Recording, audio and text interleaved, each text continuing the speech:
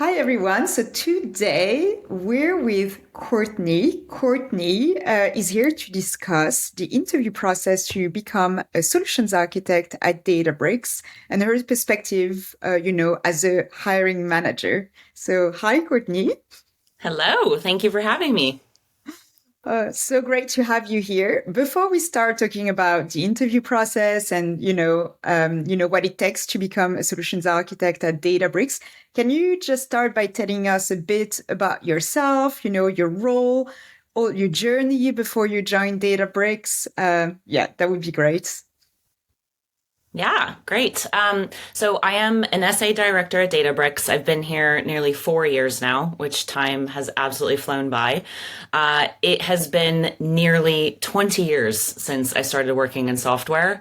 I think pre-sales is something I kind of fell into. I studied business and Spanish at university, so don't particularly have a very technical degree, but I had a friend that worked at a software company, and I got in a really entry-level position nearly 20 years ago now, Wow. and have really never looked back. And basically, I didn't even know what pre-sales was at the time. Growing up, I don't think many people say, I want to be a solution architect. Maybe some kids do now. I don't know. But it was really interesting to see the pre-sales people at the software company that I worked at. I just thought they were so cool.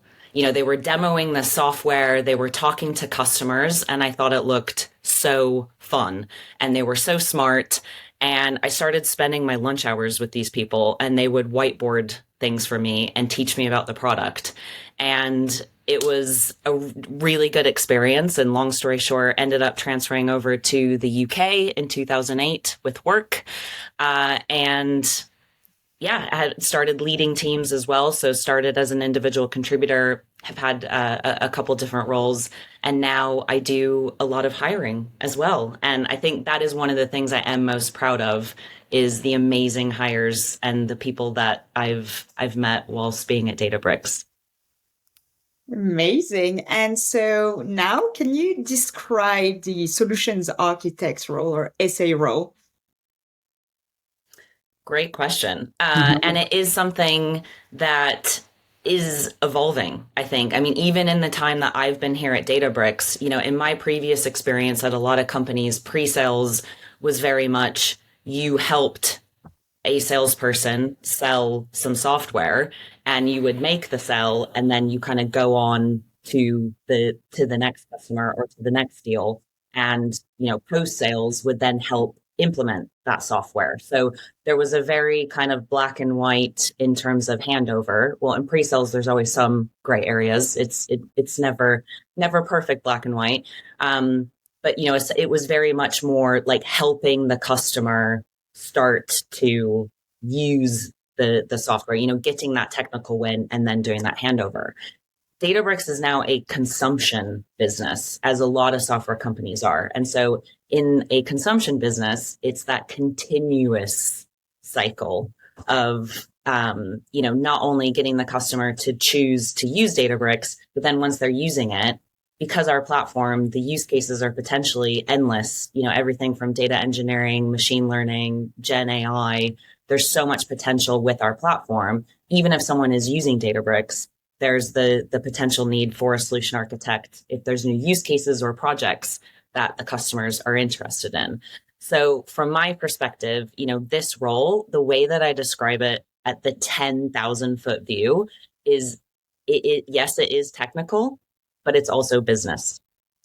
So I think, a lot of times people who are very, very interested in just purely the technical, we also do have other roles at Databricks that are more aligned to that. But the solution architect role in particular, it is customer facing. Mm. And, you are helping to help customers get the most value out of Databricks. And that does entail working with a sales team, which is a big part of it. And I think even if you're really, really technically strong, which is something that we obviously look for, technical depth and breadth, that is amazing. But you could have the best technical skills. But if you aren't able to translate that to how you're going to solve a business problem for a customer, then you're not going to be able to bring value to that customer. So I think at the simplest level, it is business and technical, which to me is what makes it so exciting and such a fun role. And you Yes. have like continuity with a customer, right? So it's not coming in and out. Like you take a customer and you go with them through their journey. Yes. And I think one thing I will caveat as well is something that I've realized because I've recently changed teams within Databricks as well. And so we do have so many different segments of our business now. We are quite large. We have vertical teams, and we do have teams that operate, we have very, very large customers where a solutions architect might be working with one customer and one customer only. In different segments of our business, you may, technically in your patch that there might be hundreds of customers where not all of them are using Databricks and not all of them are necessarily, customers that you're going to be spending your time with because that's not scalable. But in those patches, maybe you are, coming in and out for specific things in that time that the customer actually needs. Whereas, if you only have one customer, then you are going a lot deeper there. So for people that are interested in this role at Databricks, I would encourage you, understand what the specific role is, because sometimes for large accounts, we will be looking for someone with specific industry expertise or potentially even experience, working with similar customers to that one. Whereas if you're in a, working more in a wider patch, then you might not need that industry specific knowledge. But if you enjoy, that context switching and getting that variety of use cases and working with different customers, then that can also be a really, really good fit for you. The good news is typically we're hiring across all of these roles. And so there are options, but that would be one of my other biggest takeaways is think about, really try to understand like what the specific role and team is that you're interviewing for. This is such a good point around the size of the customer and also especially whether they're already using Databricks, in which case very often you end up being a trusted advisor and, alerting them of new features, seeing if it's a good fit, looking at all their projects and see how we can work together versus customers who've never heard of Databricks, where your pitch is going to very often be different, more, compete oriented. So it's a very good point to try and understand which team you might join, when you interview and, say, what you're interested in to make sure we find like the best role. And so for your specific team, who are you looking to hire? Yeah, good question. So I've done a lot of hiring this year. So I'm aligned to the emerging enterprise business, which does mean that we have a higher number of customers. And so one of the things, and I'm very transparent in the interview process because I appreciate it's not going to be a fit for everyone. And so again, if any potential candidates are watching this, because we have different roles, we also have roles in the enterprise part of our business and potentially for, those single strategic accounts as well.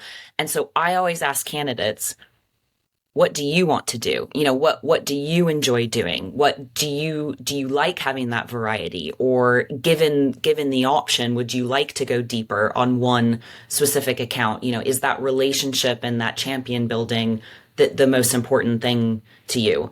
There is no wrong answer. I would say, don't tell us an answer that you think we want to hear, because not only are we interviewing you, but you should be interviewing us, because we want to set candidates up for success. We want to bring you into a role where, you don't just see this as a role that you're going to take for 2 or 3 years and then move on to the next company.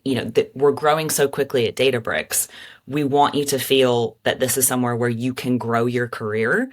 And so getting you in the right team is hopefully a really good start to, you having that success. And then the great news is, once you are here for a while, or if you do want to do something else, I have people on my team that now they have a lot of accounts. They're getting great exposure, really good experience.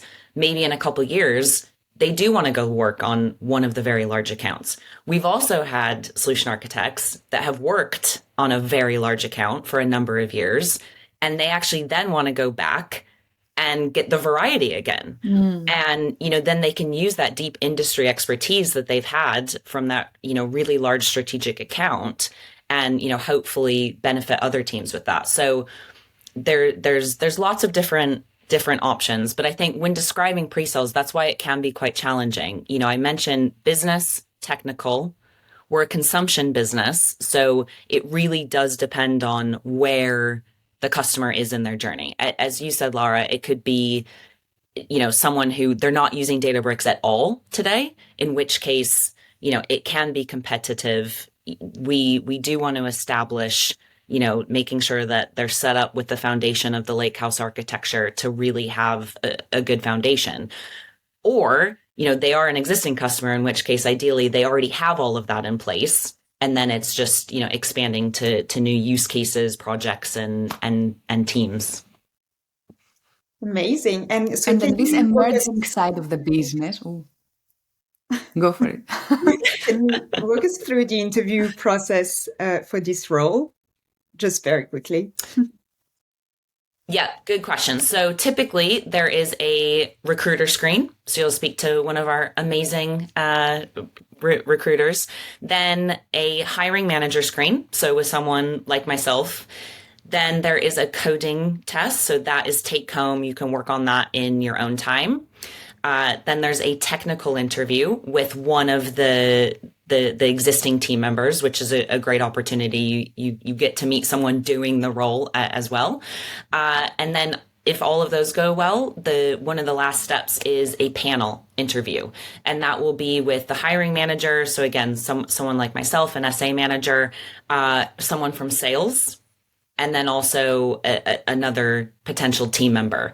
And we all play a different role. So, there's business and technical in that panel interview, because the point of that one, if you get to that stage, you've passed the coding test, you've passed the technical. So then it's, okay, what are those customer facing skills, and how do you present, and can you focus on what the business value is, not just the technical. And then after the panel, we do a wrap up call to give you feedback. We do appreciate all the time and effort people are putting into this process. So regardless if you're successful or not, we want to give you feedback either way. And one thing I will say is we have had candidates be unsuccessful at that stage, but when given the feedback, again, depending on, how you take the feedback and if it's something that you're willing to go away and work on, we have then hired those candidates through a second process. So I would say also don't give up, because, sometimes you may fall short on one or two things, but if that's something that you're willing to work on, I always, when I get additional headcount, I will go revisit candidates that have maybe, just had a close miss previously. And sometimes those end up being, really, really good Bricksters as well.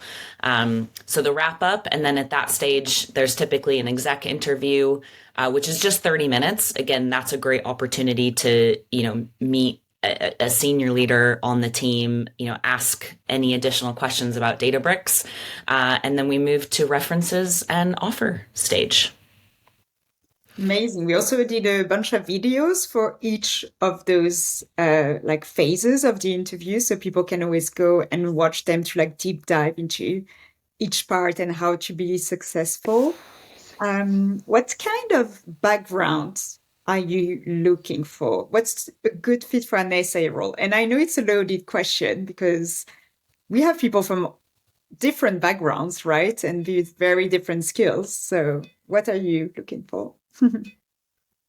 Yeah, and I think, look, there. First of all, I will caveat that there's no perfect answer. So if you don't fit the traditional background, I would encourage you. To me, diverse backgrounds make amazing team members. I mean, law degrees.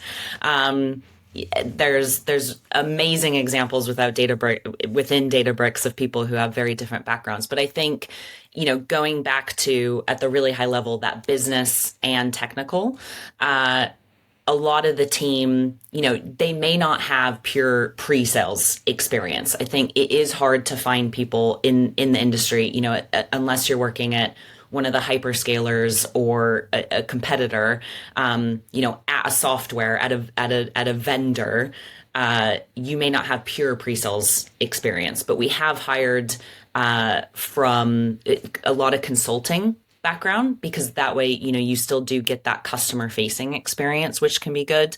And then, people who have been practitioners themselves as well. So they've been data scientists, they've been data engineers. I think those people can also be really great candidates. But then the piece that might be missing is that customer facing bit, which again, if you're not on the vendor side, that's not necessarily your fault. So then, we do look for opportunities where, okay, have they had to present within their own business? And, can they be coached? And is that something that they want to do in terms of their career direction, that more customer facing? Yeah, being on that side, being on the client side before coming to pre-sales, it was a huge shift on mentality. Like, how do you think when you are creating a project internally versus actually you are selling now? So it's an interesting change. Yeah, and sometimes I think I really value, candidates that have come from the customer side as well. I think I really like that because they know the conversations from the other side of the table. And I think that can also give, really good credibility. So, okay, you don't have the pure pre-sales experience, but you've actually been in the customer's shoes, on that side of the table. So I think there's a lot of value in that as well. And especially people coming from the customer side, sometimes I saw people hesitating to apply because they didn't have pre-sales experience. But talking with them, I could really see that they were, for example, discussing a lot with internal stakeholders on projects and developing, communication skills, which would be valuable, in a pre-sales role. So I would say not having pre-sales experience should not be an obstacle. And you can always try to think of examples where you had to, develop those communication skills, even if you don't have any customers. Yeah. Exactly. I think the biggest thing, if pre-sales skills, yes, a very, very nice to have, but we appreciate with the technical depth and breadth that we look for, again, it is challenging. So I think the communication skills, as you mentioned, also just the soft skills. So again, the ability to understand the business problem and translate, something that can get very technical very quickly and quite complex, but being able to explain that to a business user. Last question for me. And if you've had to do that internally, then I think any examples of those is really valuable. Yeah. Actually, a question from the audience. We were asked, what about the more junior positions in field engineering, such as solutions engineer? What is the experience required, the interview process, etc.? And we get asked a lot of questions around also the career ladder, because obviously it's different from one company to another. So for solutions engineer, here we're talking about L3, then you have senior solutions engineer, which is L4, and then solutions architect, which is L5, and senior solutions architect, which is L6. So what about the more junior position? What's the experience required? Yeah, I'm really glad you brought that up, because I also wanted to mention that earlier, talking about, understand the role, understand the team. I think that is also important in terms of the expectation and what your experience is. So I think, we have started to hire, more L4s, I've even hired L3s. One, we're finding some amazing talent, which is really exciting. And I think, they're even helping us raise the bar with some of our, more tenured or senior team members. So it's amazing to see, the passion and even the skills that they are bringing to Databricks. But I think if it is, L3, L4, one, we don't expect you to have all of this experience because you are, and I'm always, careful with my wording because I don't want to be ageist, but you're younger in career. You're not going to have as much experience than, someone at a senior solutions architect level, which is completely fine. And so the key thing for me is, one, I would expect more junior candidates to have some gaps. And for me as a hiring manager, it's okay, there is this gap. One, are they self-aware? And two, is it something that they're willing to work on? Because to me, go ahead, Maria. And then do you position them in specific patches that are more, I don't know, easier to handle? Like not very big accounts, for example, that can get lost? Yeah. So, I mean, even within emerging, we kind of do have some different tiers. And again, this is where having a diverse team really is the best team because we do have people on our team now that are L3, L4, L5, and L6. And so, if we have a customer that has a really complex or sophisticated use case, for example, we can actually bring multiple people in to help or pull in an SSA, a specialist. And so, one, there is a wider team, but I think even, with L3s, like if you read the job description, the expectation is, you're not meant to be autonomous immediately. You're actually working alongside a senior solutions architect, excuse me. But it's really interesting because we're getting such great talent in the interview process that are very ambitious. And I've had L3 candidates ask me, well, I want to be autonomous. When can I start working independently, in the interview process, so I would also say, it's not like as a leader, I'm going to hold people back on my team because of their level. Like if you are ramping and you're confident and you want to take on more, obviously, those opportunities can be presented to you. But I think we do that in terms of expectation setting to make sure that, there is the proper training and onboarding in place and you're not feeling like you're just getting thrown into a large account and then have to figure it out. Databricks does move really quickly, so it can be challenging. I am very transparent in the interview process. If you do not like change, this is not the company for you. And I think that change can be a very, very positive thing. We are constantly innovating, our product. And because our teams are growing, that often means change every year. And even since I've been here, when I joined, we didn't even have the SSA role. Yes. We didn't have the DSA role. And so I think change also brings new opportunities and new career paths to people that, if you join Databricks today, there may be a role next year that doesn't even exist now. And that could be a good opportunity for you. It's very true. Amazing. So, Courtney, if we go back to the interview process, what are the usual mistakes candidates make? Any tips to avoid those? Oh, that is a good question. The first thing that comes to the top of my mind is not having questions. I don't understand how you can, be wanting to join a brand new company, and all your questions are answered. So I think, I would encourage people to have questions. It's great if you, think you understand the role. Maybe you know someone at Databricks. Maybe you're very familiar with the Databricks platform already. But I think, in terms of, the team dynamic, how we work, what we're excited about, what our plans are for next year. There's so many potential things. So I think have questions. And, especially during the presentation, the panel interview, we actually, as managers, we offer a prep call. Because especially at that stage, we want you to be successful. You know, you've invested time, we've invested time, you've kind of gotten to that last stage. Most candidates do, but I think some candidates don't take advantage of that.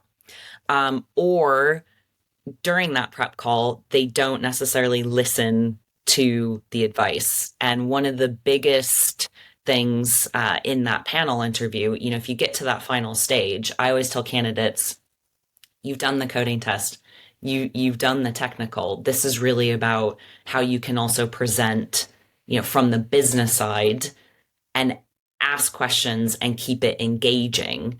And if you turn up to the panel interview and are just talking at us about technical, when it is a mixed audience, that's one of the biggest mistakes that I've seen. So like not taking advantage of the prep call, which also means kind of we don't know how they handle feedback and if they take the feedback and apply it, and then being too technical into the presentation and not asking any questions really. Yeah. And I think, you know, obviously, like we're having you present Databricks. Yes, there is a technical element and you may get some technical questions. So I'm not saying ignore that entirely. But again, because, you know, we intentionally have a panel that is meant to be, you know, a mixed audience to kind of mimic what you could get in real life. If you're just going really, really, really deep on architecture and, you know, you have someone from sales or marketing in the meeting, no disrespect to sales or marketing. They're very, very intelligent.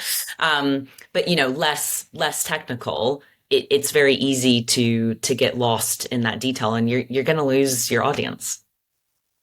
Makes sense. So a question I think we kind of answered, but just to give you a chance to say anything that you didn't mention before, are there any misconceptions candidates may have about the SA role that you want to clarify? Oh, good question.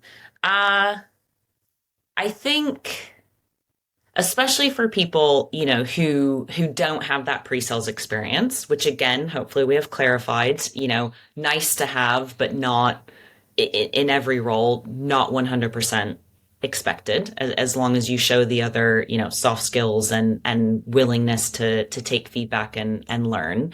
But this role does involve working with a sales team. And so if you're looking for a role that is, you know, purely focused on technical or, you know, mostly just technical or, you know, really, really hands-on with the product for most of the role, that isn't the reality. And, you know, again, that's why a lot of people want this role, because you do get that customer interaction. It is customer facing, but, you know, also really understanding, okay, what are we trying to achieve here? What is the business outcome that we're trying to drive? And work, you know, closely with our sales team to try to achieve that. You know, we are a company that we do have revenue targets. That is an aspect of our role. You know, we do have goals that we want to hit, and performing as a business, that is an important aspect of it. So I would say, you know, field engineering, the org that we sit in, we very much are part of that go-to-market team that sits within Databricks, and working with our sales counterparts is a really important part of our role. What about Databricks experience? Do we need Databricks experience on kind of as a practitioner, for example? Good question. Obviously, nice to have. Not necessarily. You know, you do not have to have it. And to me, I think not that I'm not saying, oh, you know, you can just learn Databricks in a day. I mean, obviously our platform is constantly evolving. Even if you think you know everything, you know, we will then acquire another company or come out with a really cool, you know, new innovation. So the pace of innovation at Databricks, there's constantly new things to learn, even for the people that work here. It is really interesting. What I find is sometimes the new hires, they will actually know our newer functionality better than the tenured team because they've had the time to go through the onboarding and do the training. And sometimes we leverage that in the team, which is great. I mean, this was years ago, but I remember an SA who started, when we launched Delta Live Tables, and he was brand new to the company, but he very quickly became the Delta Live Tables expert within our team. And we had tenured SAs asking him to come to their customer meetings and demo Delta Live Tables. So that's just one great example where I think the technology bit you can definitely learn. We have really good onboarding. It's super structured. There's so many people to help you. I think it's what I look for, especially in hiring, is like those soft skills. I find sometimes those are the things that are harder to coach and teach. So I would rather have someone that is really willing to learn and that, has demonstrated that. Hopefully, they have other technology experience. It doesn't necessarily have to be Databricks. Amazing. And then another question that I really love asking is, how would you describe the diversity in your team? Oh, so I am very proud to say I am really proud of the diversity in my team. It does vary by team. Obviously, this is something that, we really do strive for. It is a priority at Databricks. But I was, just speaking to one of the managers on my team and looking at one of our UK teams, it's 50. And I think a lot of people, diversity, unfortunately, they immediately think gender. And that's not the only thing that I'm talking about in diversity either. But, it is hard in this industry. I'm very happy. I mean, look, there's 3 women on this call, which, when I started out, I was often the only female in the room or on the team. And that was just the norm to me. So I am happy to see that changing. But one of the managers on my team, I mean, his team is literally, it's 50-50 men, women. It's also an even split of L4, L5, and L6. And everyone has super diverse backgrounds in terms of skill set as well. And another great example, we were in the London office a few weeks ago, and a bunch of us were sat at a table of our team, and there were 10 of us at the table. And we looked around, and someone said, not a single person at this table was born in the same country. Ooh, that's so cool, right? And there were 10 of us there, and so I think like the diversity, again, not just gender, but in experience level, in what that experience is. We always look for, we've got spikes in data science, we've got spikes in data engineering, we've got spikes in cloud architecture. And, some come from consulting, some come from the customer side, some very few, but, some did have pre-sales experience before joining. So I think that diversity is something that I'm really, really proud of. And hopefully, we continue to grow that at Databricks. I definitely feel it gets better. It's getting there. Yeah. Cool. Last question. What advice would you give to someone aspiring to join the SA team? Reach out. Yes. Yeah, I think, literally, I was joking with someone the other day. I've been here nearly 4 years. And when I put that hiring badge on my LinkedIn, I have never removed it. We are always hiring. So I think, and even if we don't have a particular manager has a rec open, at a specific time, there's always movement, and typically there's always more additional headcount coming. So sometimes it can be a timing thing, but the biggest piece of advice I would have is reach out. Especially as a hiring manager, I am always willing to do like coffee chats, informal conversations, and we have such a big team now. I was super impressed. I was on with an L3 candidate the other day, so relatively newer in career, and she said, "Oh, I've reached out to this person." She was, proactively reaching out and wanting to actually talk to some of the team as well to understand the role from their perspective. It's great. I can talk about it as a leader, of course, but I think it's really good if you can speak to someone who's actually doing the role at Databricks today as well. Again, we're not only interviewing you, you should be interviewing us. Yeah, that's a very good point, right? Because again, we need a long-term relationship here. We don't need just come and go. Awesome. Amazing. Thanks, Courtney. Thank you. Thank you.